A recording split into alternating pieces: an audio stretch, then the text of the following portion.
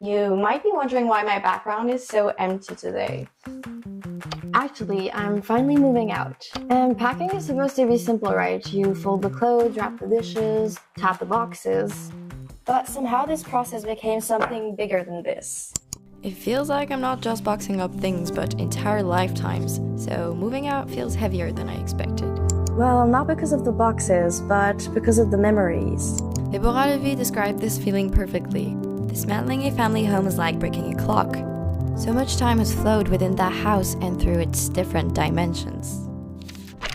And so here I am, trying to fit years of memories into boxes. And with this comes a strange feeling we call nostalgia. Really? It's kind of funny because my post actually described this in Search of Lost Time. A single bite of a madeleine dipped in tea actually brought him back to his childhood. And it wasn't just a memory. It was an emotion. Oh, sorry. Yeah, you can go back to being nostalgic. Maybe you felt it too. That pull when you think about a time that felt easier, happier, or just better. Turning those lovely memories into this bittersweet feeling. Maybe it's the memory of your childhood when you're running around without a care in the world. Or that first love. Isn't it funny how our memory works? You could be just fine driving in your car, but suddenly you hear an old song, and it takes you down memory lane. It's like using a time machine and suddenly you can touch the past. You don't just remember the past, you feel it. You start to think about what once was. But the thing is that when we think about the past, we rarely remember the full picture. We usually forget about the hard parts, the heartbreak, the stress, the mistakes, and hold on to the moments that felt perfect. And while this longing for what was isn't just random, it's actually a part of being human. It's our brain's way of searching for meaning, of trying to make sense of what has already happened. When we look back at our memories, we often ask ourselves, what did I do wrong? Could I have done something differently? And it's actually a natural process. It's our way of learning from the past, which reminded me of that song, Don't Watch Me Cry. Oh, it hurts the most because I don't know the cause. Maybe I shouldn't have cried when you left and told me not to wait. I'm just crying because I can't escape what could have been. Now I'm left trying to rewind the times you held and kissed me there.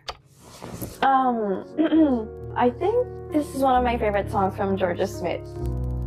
Her lyrics capture perfectly that bittersweet feeling of trying to rewind the past and understand it, wishing we could undo, redo, or simply hold on to something or someone we lost.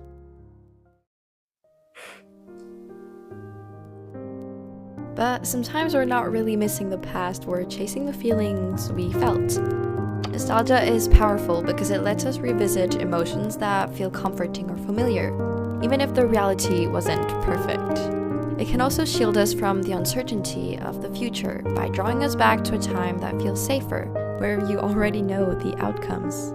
Well, obviously, because the past has no surprise. The good news is that nostalgia isn't always about escape. It can also remind us of how far we've come. For example, while packing my things recently, I came across objects that brought back childhood memories. At first I felt a bit emotional, but then I also realized how much I've changed since my teenager years. So I guess that the past didn't just make me emotional and nostalgic, but it also kind of informed my present on how much I've grown, which also reminded me that my story is still being written. And to be honest, at that moment, I kind of felt like Chihiro from Spirited Away. Like I had been thrown into this amazing journey without even realizing it, and now I was returning home. Well, in my case, leaving home. But just like Chihiro, I'm not leaving unchanged. Along the way, I met amazing people, learned so much, and grew in ways I never expected. So I'm not just returning to normal, I'm stepping into something new, with fresh perspectives and a deeper understanding of myself. And so just like we don't fully know how Chihiro's story unfolds when she goes back home, well, I don't fully know how my future is gonna unfold either. But that uncertainty doesn't make it meaningless. You know, I guess that reflecting on the past kind of helped me realize something important. Is that even the painful memories had meaning, because they brought me where I am today, packing up these boxes. So maybe nostalgia has a kind of quiet power, especially during chaotic times, reminding us even when life feels messy that meaning is always somewhere to be found. Did you ever wonder how it would feel like to just erase your memories? To leave behind the pain and the hurt and start fresh? Maybe it's just me, but imagine if we could really erase those memories. Would we feel lighter or happier? Well, maybe. There were so many times where I dreamt of erasing those painful memories. But then I stopped and asked myself, would I really be me without those memories? And that's when I realized that even the painful memories shape who we are, because they help us understand who we've been, who we are, and who we're still becoming. Kind of like that song, The Butterfly Effect. I'm not me without my scars. Our memories, no matter how heavy, are a part of our story. They teach us and allow us to find patterns to try and make sense of where we are today. And as Kierkegaard said, life can only be understood backwards, but it must be lived forwards. Nostalgia isn't just about longing for the past or thinking about the first time we fell in love, the places and people that felt like home. All these memories hold weight because they shape how we see the world and ourselves in the present. This might also explain why people who go through near-death experiences often describe seeing their lives flash before their eyes, which is something that we actually call a life review. And while this idea is still a hypothesis, some researchers believe it happens because in those moments, the brain is faced with something it doesn't understand. That. Obviously, if that was the case, you wouldn't be, dying. So, the brain starts to search for patterns to try and understand what's happening and solve a problem that it has never solved before.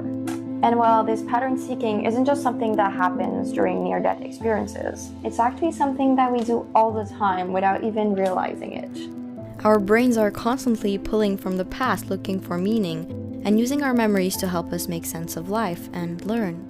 Every decision we make, every interaction we have is influenced by our memories, because our brain uses past experiences to guide our present actions. And well, that's why we don't put our hands on a hot stove twice, because we remember the burn. And that memory becomes a lesson. Unless you're clumsy like me. And it's not just about physical pain, but also emotional pain. For example, if in relationships you grew up feeling neglected or unsupported, you might find yourself ending up in situations that mirror the past. And well, I know what I'm talking about because it took me years to understand that I had a huge abandonment issues. And we could say that it just kind of feels like you keep on repeating the same emotional cycles over and over again, even though you don't want to.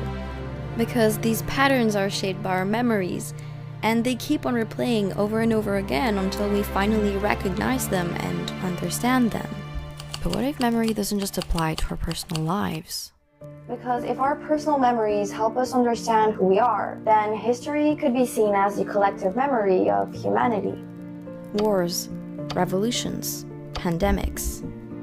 And well, these events actually leave patterns, lessons, and warnings that could guide us if we were willing to learn from them. Just like our personal memories help us understand who we are, and erasing any of those memories would change the story of who we are, well, the same goes for history. Every culture, every community has unique threads that add to the collective story of humanity. Erasing them means losing their story, but also insights that help us understand ourselves and each other better. Histories of indigenous cultures, often silenced or erased by colonization, aren't just stories of the past, but they carry wisdom modern societies frequently overlook. For example, if we look at pre-colonial Philippines, we could say that they had a much more fluid understanding of gender. Women were spiritual leaders and healers.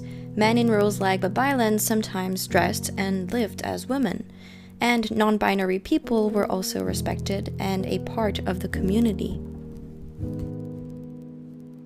And we can even see this inclusivity in languages like Bisaya and Tagalog that uses the neutral pronoun siya for he, she, and they. Of course, this wasn't the case everywhere, and gender roles still existed, but at least they were more flexible. However, when the Spanish arrived, and with the spread of especially Christianity and Islam, the babaylan tradition was repressed, silenced, and even demonized. The babaylans that were healers were called brujas, or witches, by the Spanish priests and colonizers, and ended up dehumanized. Maybe if Pocahontas was a babaylan, she might have replied, You think the only people who are the people who look and think like you. But if you walk the footsteps of a stranger, you'll learn things you never knew. So I know it might seem like I'm oversimplifying a very complex history, because yes, we could argue that pre-colonial Philippines had its own form of patriarchy for other reasons. And maybe we could also say that the loss of babaylan traditions have been influenced by internal societal changes. But these traditions are still important to understand because they offer deeper insight into Filipino culture, a rich and amazing culture that existed long before colonization. Retracing history is more than just understanding cultures.